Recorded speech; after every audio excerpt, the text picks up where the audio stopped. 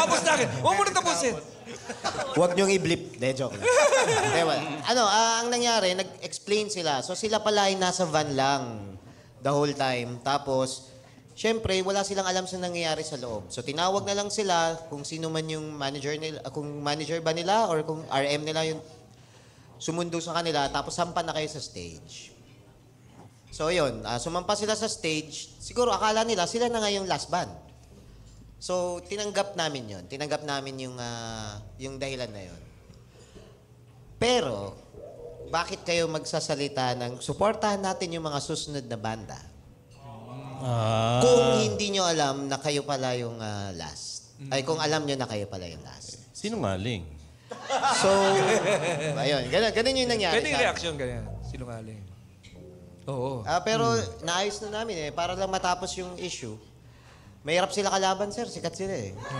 Sa ano? Tsaka mas marami sila sa inyo. Tanya Marcova, Ben and Ben. Oo nga, mas marami sila. Oo, Pupukpukin kayo ng